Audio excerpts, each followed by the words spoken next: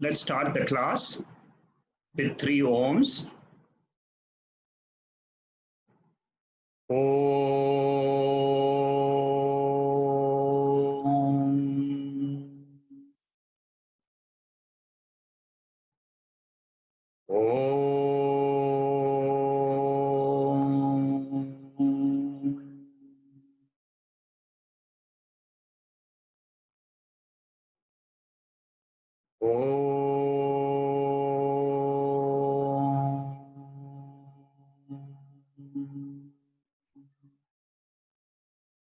Om Sahana Bhavatu Sahanau Bhunaktu Sahaviryam Karavavahai Tejasvinavaditamastu ma Viddhishavahai.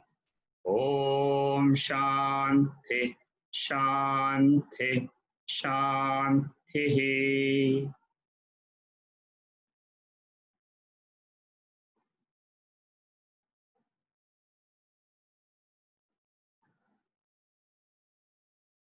We are in the concluding portion of Atmabodha text consisting of 68 verses.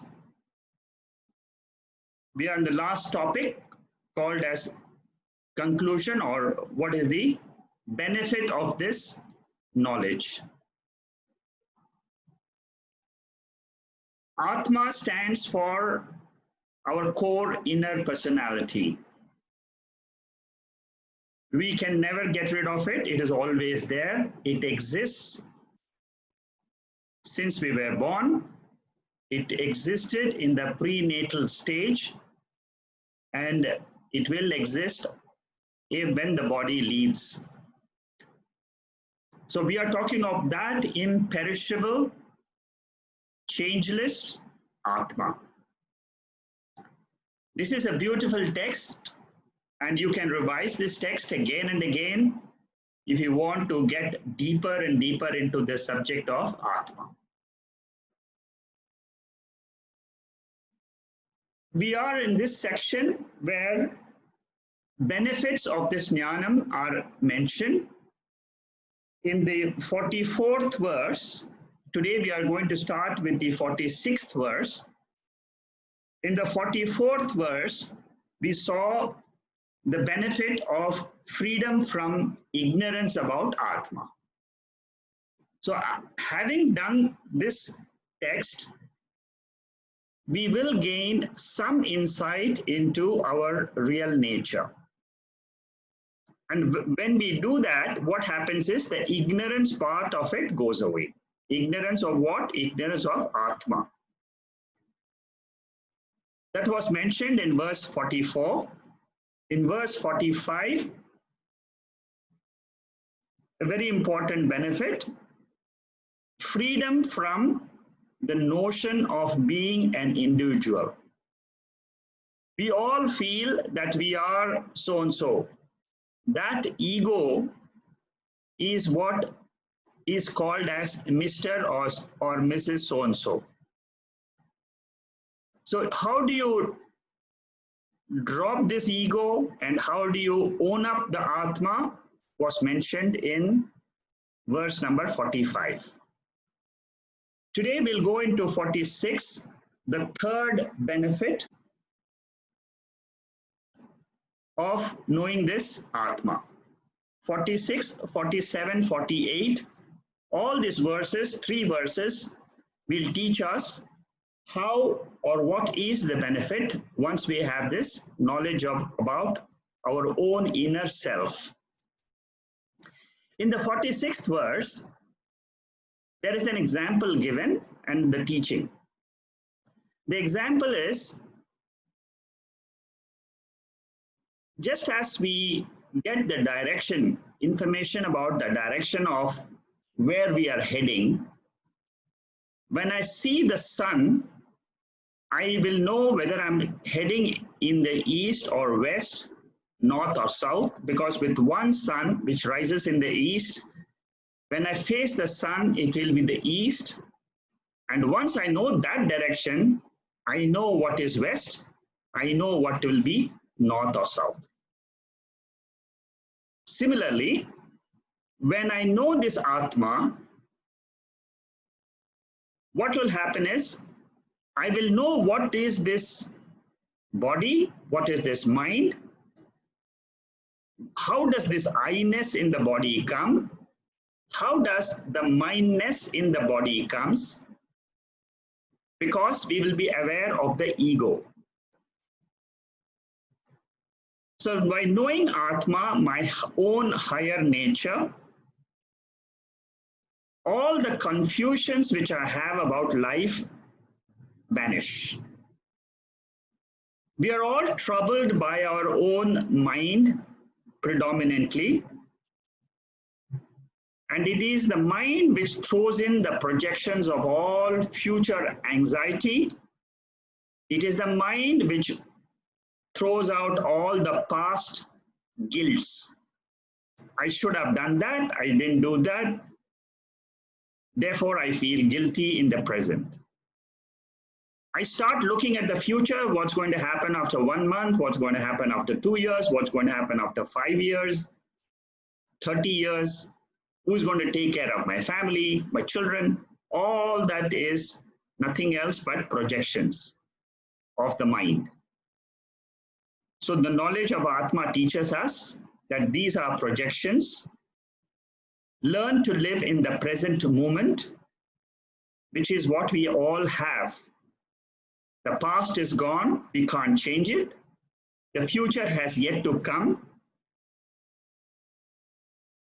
Therefore, an intelligent person will live always in the present, and knowing his self, he remembers that the present is the most important.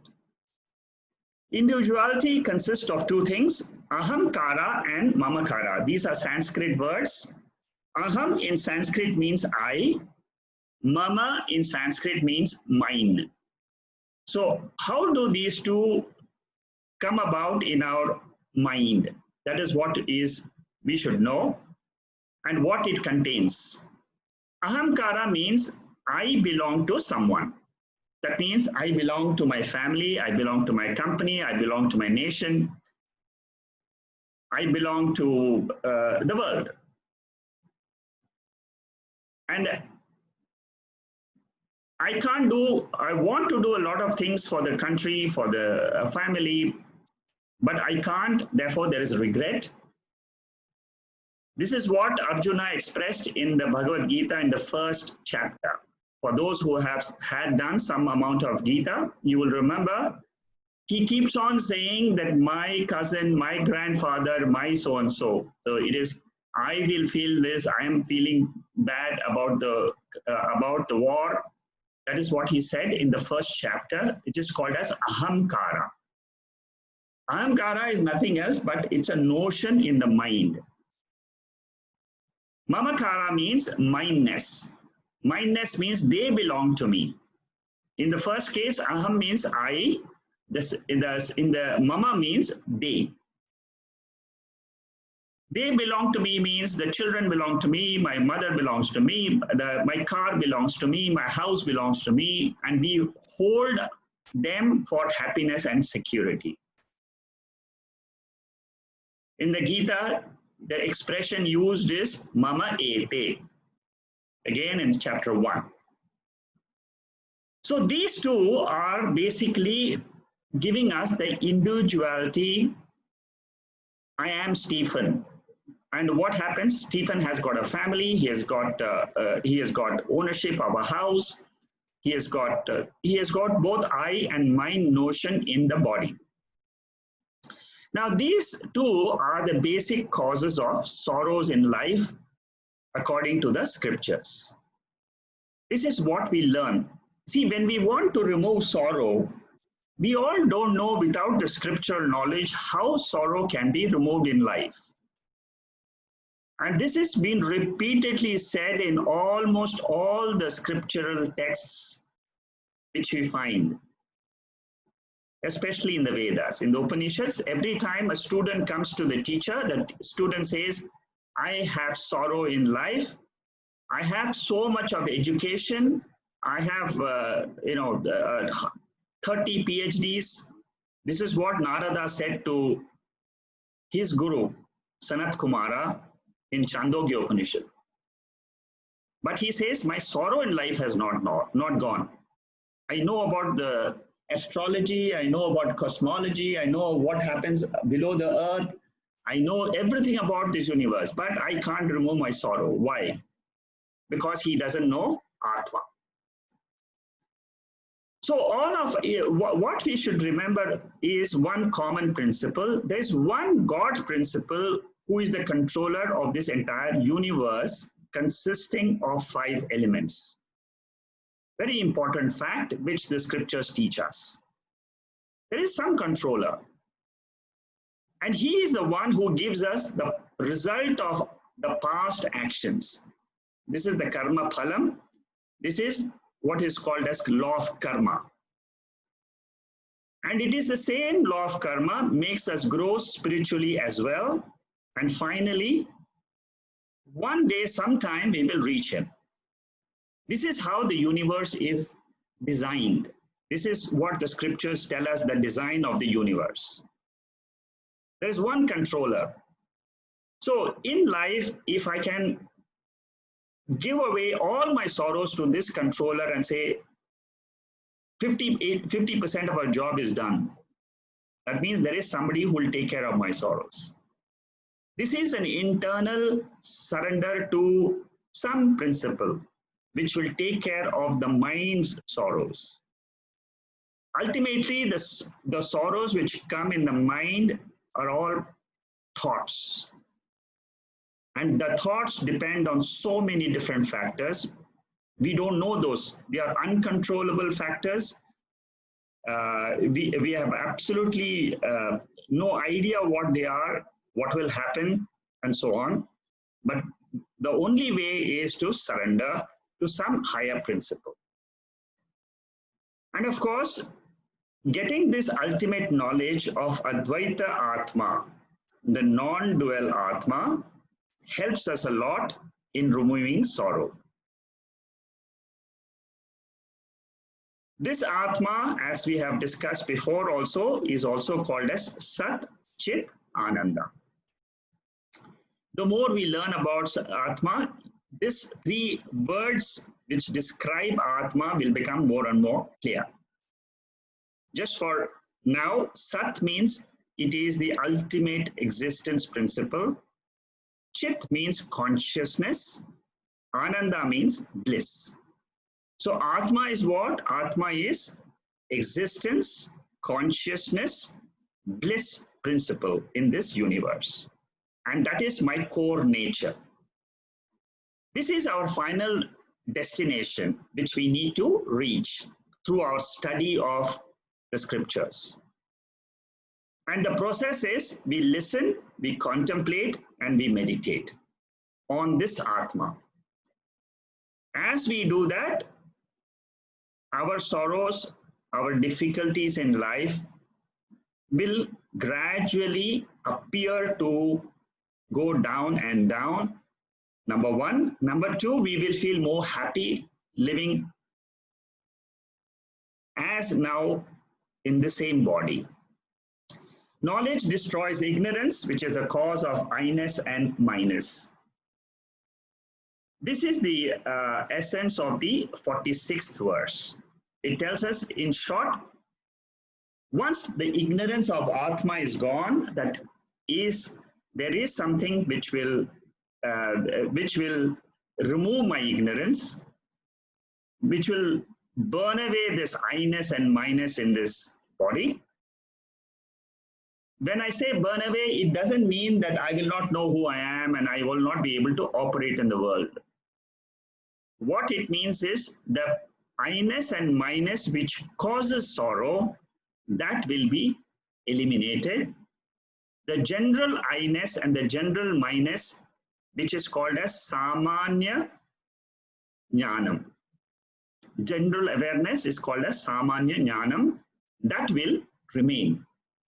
I will still function in this world, in this life, but I will be able to function much more effectively because I don't have the sorrows of the past guilts. I won't have the anxieties of the future.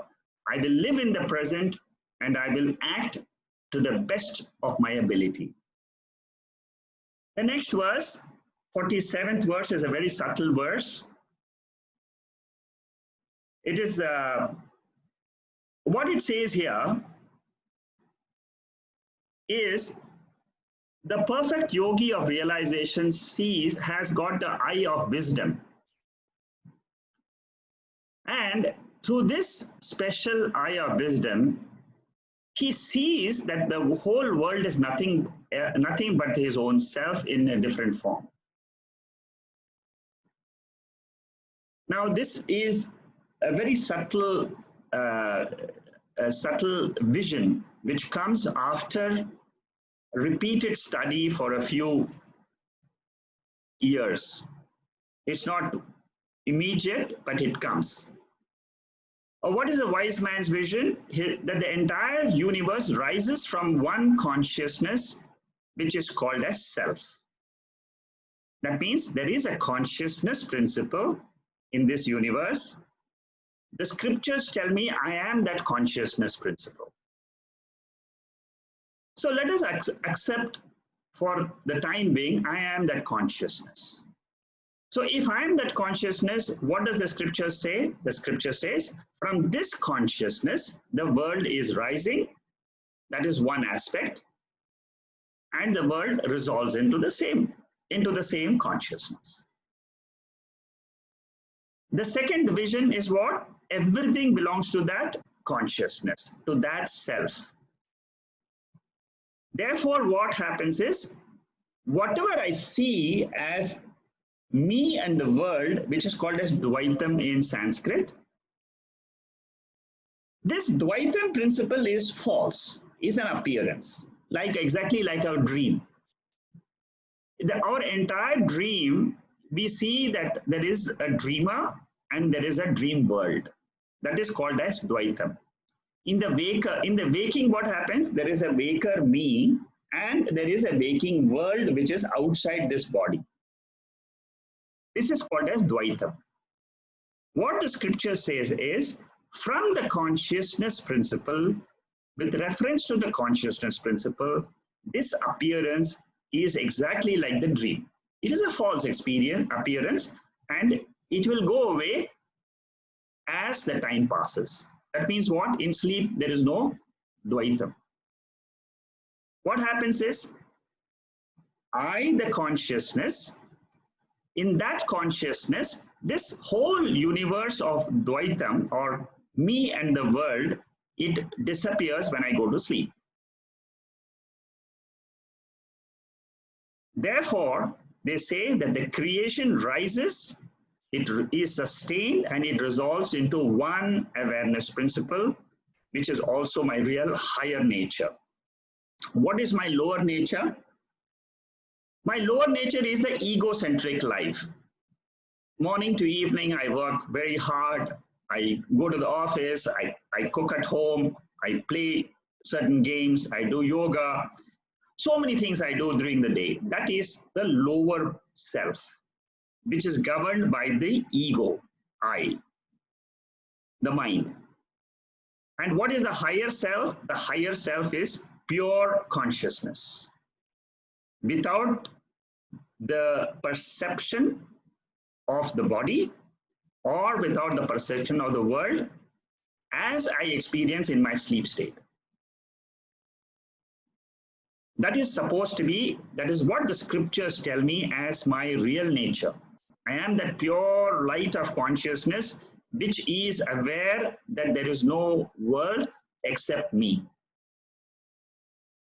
The waking world appears to be outside because we are in a dream according to the scriptures, disowning our pure nature of consciousness. All this is explained in a very, very beautiful Upanishad, in a text which is called as Mandukya Upanishad. And these are the texts from where Shankaracharya has drawn these ideas. It is not his own idea. This text is written by Shankaracharya, He has drawn these ideas from Upanishads. So what he says is, when I am awake to my real nature of awareness, I will not be in the waking dream, because waking is also like a dream. I will exist as pure awareness. Jnani knows the fact and does not give reality to the waking world separate from himself. That means there is no world separate from Atma. Separate from my consciousness principle, there is no world. This duality which I see is like an illusion. Like you have one light, which is a pure light. If you pass it through a prism, it appears as Vibgyor, the 7 colors. So similarly, there is one light of consciousness in me. Then it goes through the 5 apertures of the sense organs, which is the eyes, ears, nose, tongue, and skin. Then we see this entire world of plurality. In sleep, what happens? This entire world of plurality in the form of thoughts, vrittis, it goes back into the mind and it rests there. Again, the next day morning, again it comes. So what is the whole universe is what? One consciousness principle. This is what is described in Dakshinamurti Stotram, Vishwam Darpana Drishyamana Nagari. The first one, the first verse of Dakshinamurti Stotram. Those who are aware of this beautiful Stotram, again written by Shankaracharya, it explains to us beautifully what is this world which we are experiencing. That is why I said this is a subtle verse. It takes time for us to accept these facts. So I, the consciousness, am the supporter of this pluralistic world. World rises in consciousness and dissolves. Then what Shankaracharya says is replace the consciousness by aham. And then we can say I, in me the consciousness, the world rises. This is described in Kaivalya Upanishad, Mayeva Sakalam Jatam, Mai Sarvam Pratishtitam, Mai Sarvam Layam Yati, Tat Brahmatma Vaya Aham. I am that non-dual consciousness. It's also described in the Bhagavad Gita, Yanisha Sarva Bhutanam, Tasyam Jagrati Sanyami, Yasyam Jagrati Bhutani, Yanisha Pashyate Mune. That means this entire world is like a night to all beings. It describes the stage of a jnani. What it says is the dream world,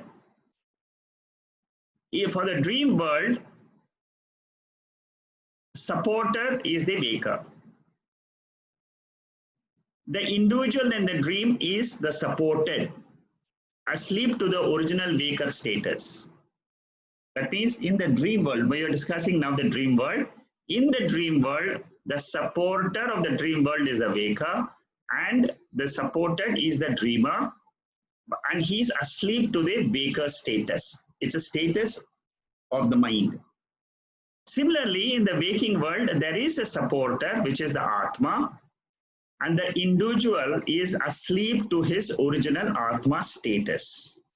Very beautifully, this verse explains to us that we don't know our real status as Atma. When we wake up to our real nature, we can also say that the waking world was a long dream of 70 years, 80 years. But we have to wake up to that real status of our nature. Our real nature is pure consciousness. So this is the perspective change which happens. The entire galaxies, the time, space, everything which we see, which we are aware of, is nothing else but illumined by this sakshi, by this consciousness. And this is seen by the eye of wisdom. That means once you have the knowledge of Atma, we will be able to see that the world is supported by me, the consciousness, and I am the consciousness principle. World is matter. World means what? Our body, our mind, and the entire world of 5 elements. So when we put in the body, mind into the universe, it is called as anatma. Anatma means not Atma. So I have to learn to see this world as Atma, consciousness, see my body, see my mind, and see the entire universe consisting of 5 elements as Anatma. Once I have this vision, then I have the right vision according to the scriptures. This is called as the eye of wisdom. World is drishyam. Drishyam means seen. It is an object, it is inert, and it is supported by the subject, which is me, the consciousness. I am the supporter and the world is supported. Here I made a mistake. It should be supported instead of supporter. Everything is in me. Then what happens? This is the first part of the teaching. This is called as Adhyaropa stage. Adhyaropa means superimposition. That means I say that the whole world is superimposed on me, the consciousness. In the second stage, it is called as Apavada. Apavada in Sanskrit, that is what's said in Sanskrit. In English, it means negation. This is the methodology the scriptures use to reveal Atma to us. So in the second stage, what happens is the waking world, we say it can't exist separate from this consciousness. And we get this Shakti in the mind to discriminate. When we have this Atma Jnanam,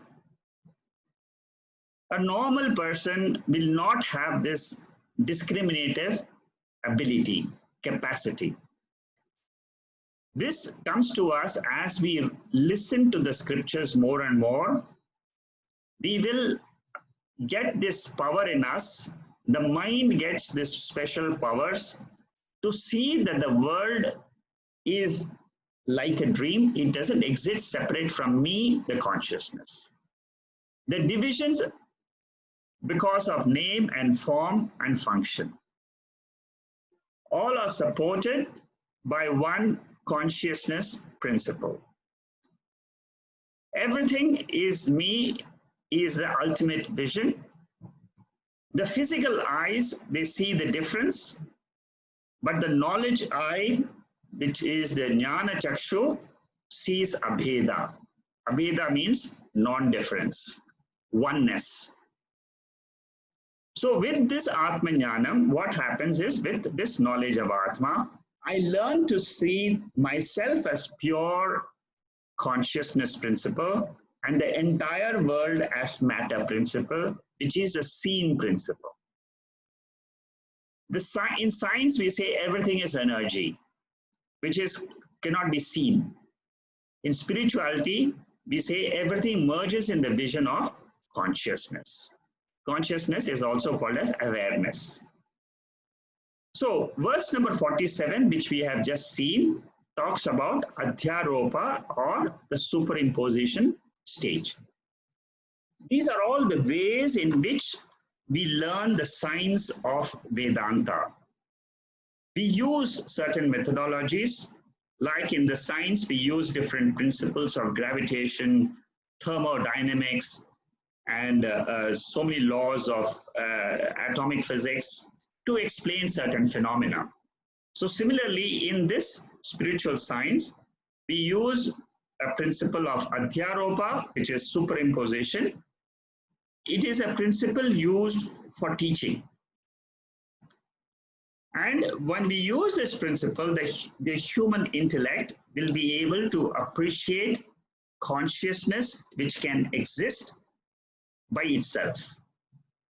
The next verse is Atmabodha, that means the negation stage. Once both these processes are done, then it becomes clear to our intellect that consciousness can exist by itself.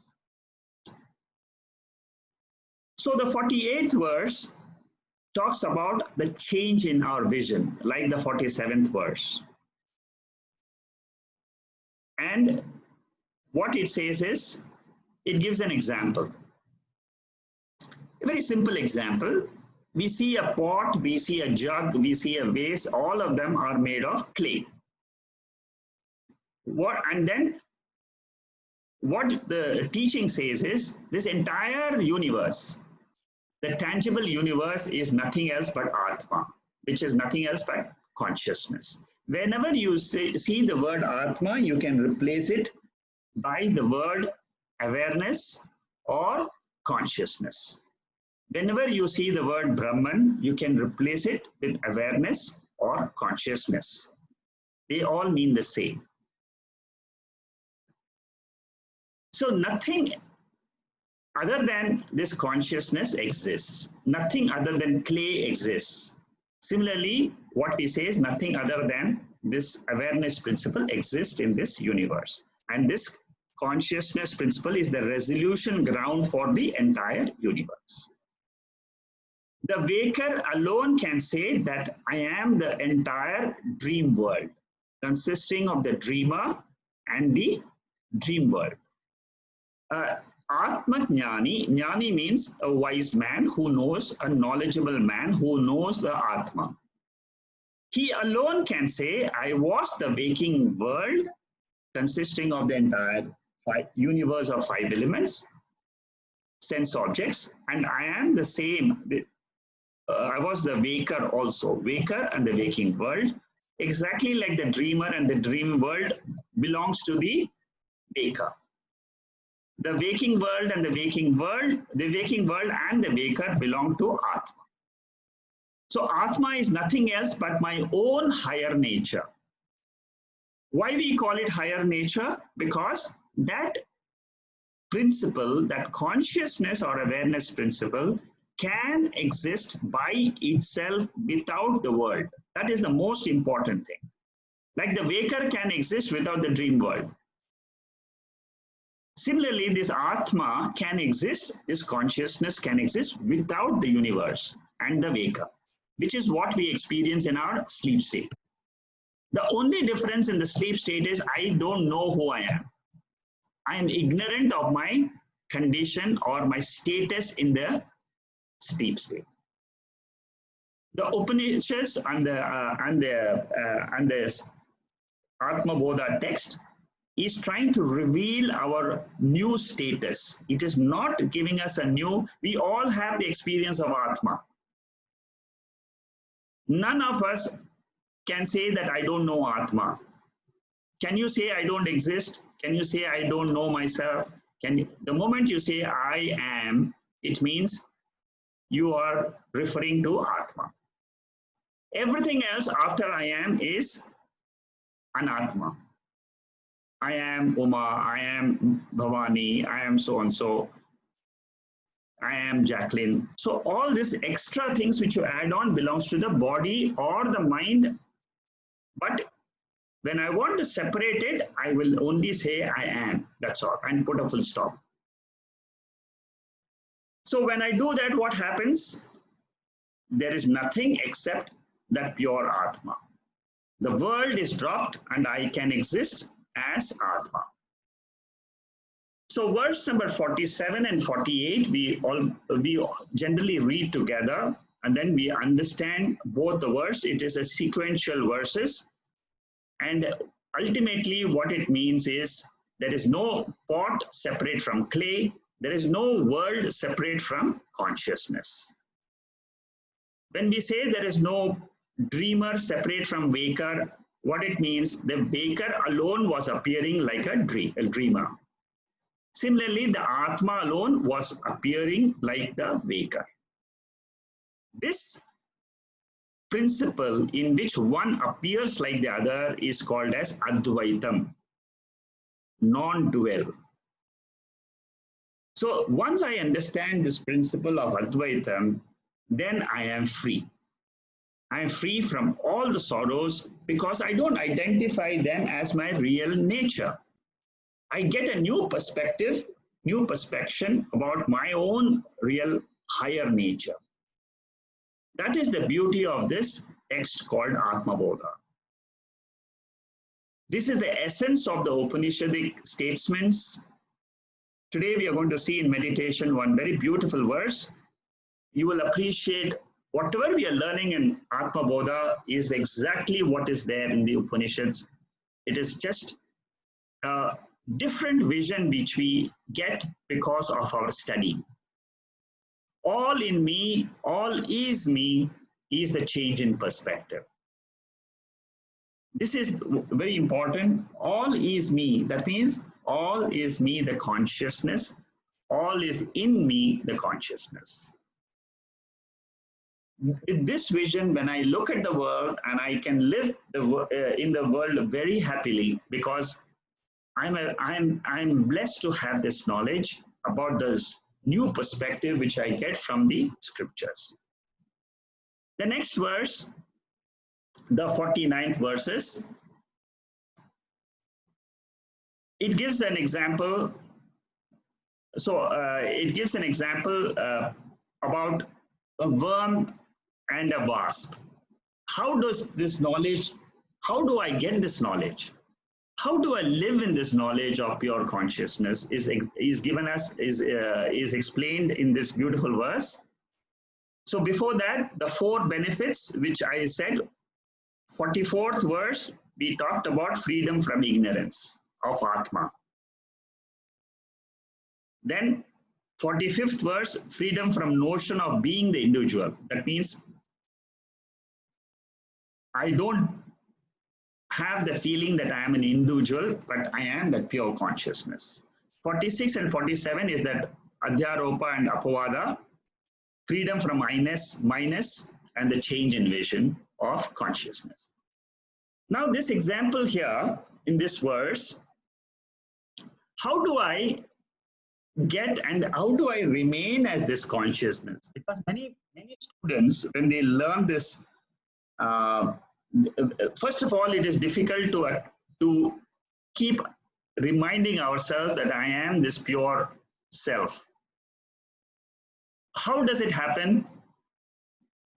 You see, what happens is a worm, before it becomes a wasp, it gets stung by the wasp.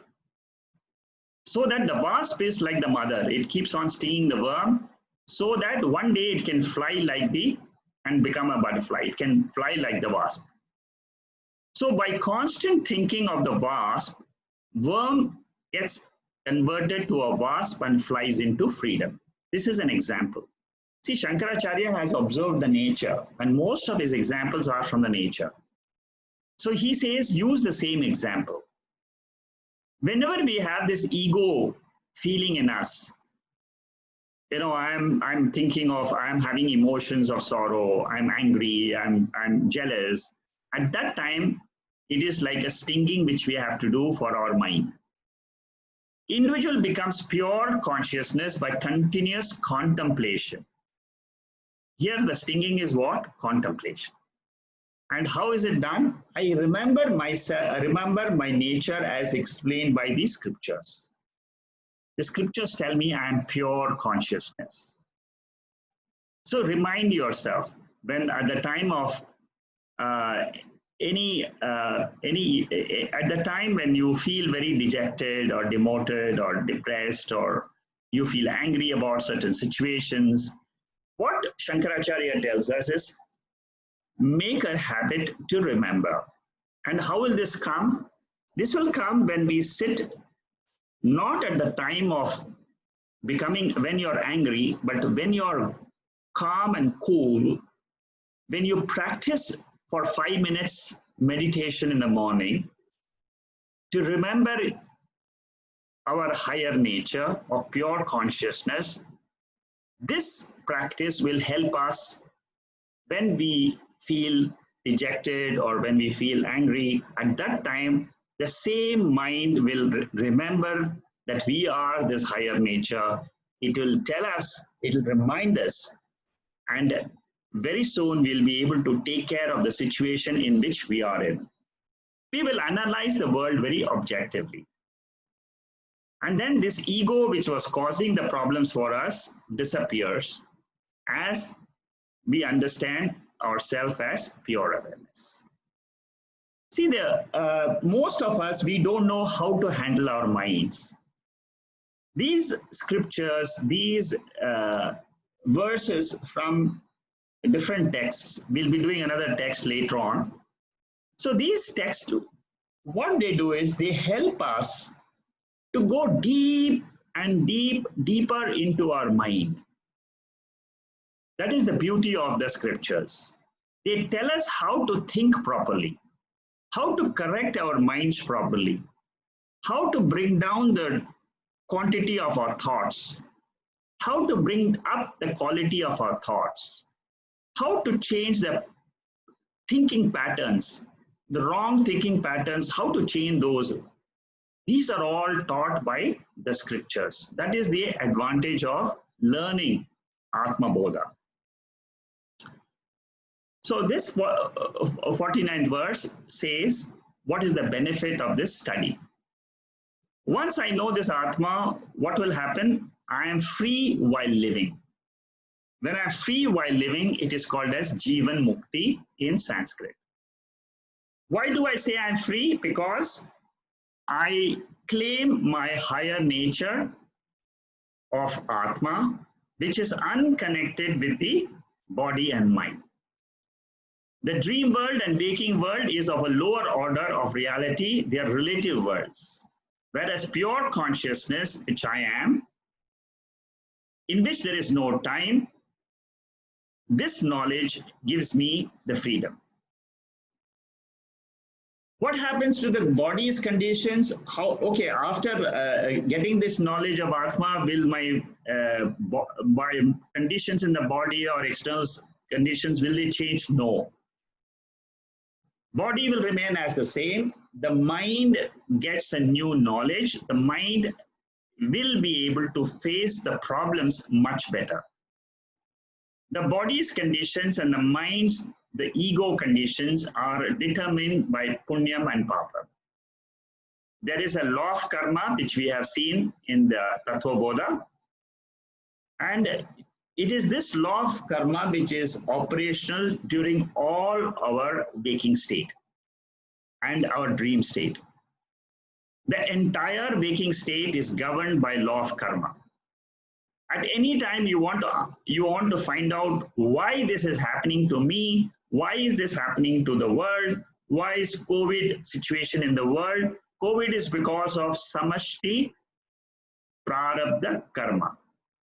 The whole universe is supposed to have been born because of certain actions of the individuals in that world. So this COVID situation is nothing else but samashti. It is the karma of the entire universe. The whole world is affected. But still, I can remain calm because I can know that my knowledge of Atma will save me. The mind is under the grip of sattva, rajas, and tamas, which is the three gunas, which we have learned in the Bhagavad Gita for those who have done some Gita with me before. So the three gunas, sattva means knowledge, pure knowledge. We are talking about the mind's three gunas. The mind undergoes changes throughout the day, depending on what guna is predominant. Each one of us will experience at certain times I'm very happy, at certain times I'm very dull, at certain times I feel very bright and knowledgeable. I can do so many tasks, I can analyze, I can do a certain project, I can, so these are nothing but the three conditions of the mind. And these three conditions are called as Prakriti, nature. The knowledge of Atma does not stop any event in the world. The events of the world will go on as per the law of karma. I am only free with reference to Atma. And the two liberations which are possible, which we talk about, is I am not affected by the conditions of the mind. So this is the first benefit. The second is I have the tranquility of the mind because of the knowledge, which is called as samatvam. This tranquility helps me to lead a dynamic life and to face the problems in a very objective way. The unwanted thinking patterns, they stop, and the mind gets the strength. See, whenever the mind is calm, you will find that there is a lot of strength in the mind. The agitations become less, you feel healthy, and when you have too many problems in life, then the agitations increase. Those agitations, when they come down, because of the knowledge of Atma, we find a tremendous energy in ourselves. To one who has the unsteady mind, he can't get peace or happiness. But once we have the knowledge of Atma, it gives us the absolute peace. This is different than the peace which we experience because of less agitations in the mind. The two stages which we have are, one is we get the improved mind, and the second is we disidentify with the mind as a lower order of reality. We take the lower order, that means we take it as an appearance, exactly like a dream. Body and mind can never be free, but as sat-chit-ananda Atma, I am always free. As you think, so you become. The individual gets the status of Atma, and on repeated contemplation on this nature of self, he becomes free. So that is about the 49th verse.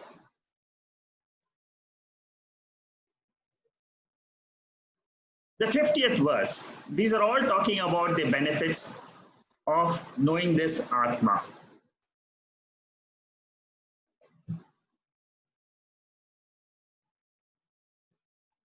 Once the delusions are gone, the likes and dislikes may vanish. And once they vanish, what happens is the jiva revels in his own awareness principle. And what are these obstacles? I am the mind, I am the body is an obstacle. And then we get desire, we get angry, we get attachments to the body. These are all the rakshasas, these are called as obstacles. And what frees us from these obstacles is the knowledge. I am that pure awareness. Once we practice this for a long time, then what happens is these obstacles come down gradually. The one who revels in this Atma is called as Rama. He is called as Atma Rama. He alone is fulfilled in life, and a jnani stands out in the world unlike the other people who are suffering. And this jnani's mind, how is his mind? It is like a Gibraltar rock. He stays equanimous when things are not going well. But at the same time, his mind is like a flower. He can feel the compassion of others. This is the beauty of a person with knowledge. We all can develop this rock-like mind to face the situations as they come. We can also be as as light like a flower and tender like a flower, and feel the compassions, feel the sorrow of others. It gives us a beautiful way to lead our lives. This is a special knowledge. This knowledge you cannot get from anywhere else. This jnanam about this Atma is available only in the Vedas. The next verse is 51, the 51st verse. How does a person who has this knowledge, how does he lead his life? How does it happen? How does he experience? Does he experience happiness? Does he and where does his happiness comes from? That is what is explained in this 51st verse. So what a wise man does is he gets away from all the fleeting joys, which are joys of the mind when the situation outside is good. But and then what does he do? He always remains attached to his joy of Atma.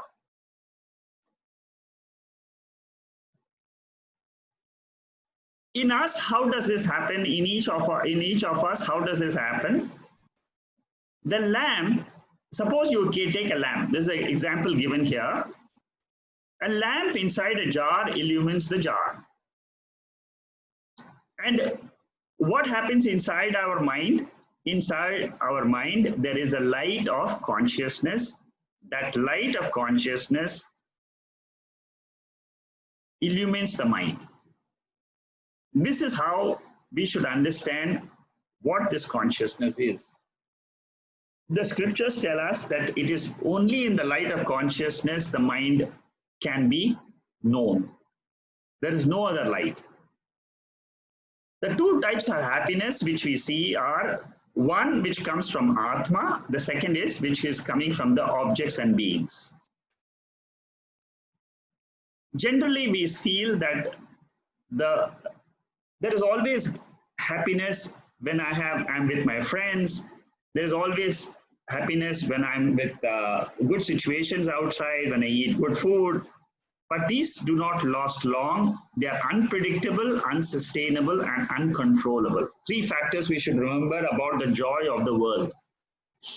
Suddenly, the joy of the world is gone when we face a different situation as we are all facing now. Now, it is totally uncontrollable. It was unpredictable. 2 years ago, nobody would have predicted what the world which we are facing today. And again, 2 years from now, how the world will be, we don't know. So that is why we say the entire world which we see is not in our hands. It is as per the law of karma. Whereas Atma is always there, it is shining. And if I come to know about this Atma and if I can abide in this Atma, then I am always in happiness, which belongs to me, myself. In the silence of contemplation, the jnani's consciousness illumines itself and the ego. So what illumines the ego for us is the consciousness principle. So with this 51st verse, I will end the Atmabodha session today. We will get into the 52nd verse next week. And again, there are many examples given. These are all the sections in which we understand what is the benefit of this knowing the Atma. So there are totally 68 verses, another 18 verses more. And I might take another 4 or 5 sessions for this text to finish. Today I will stop here and talk a little bit about meditation now.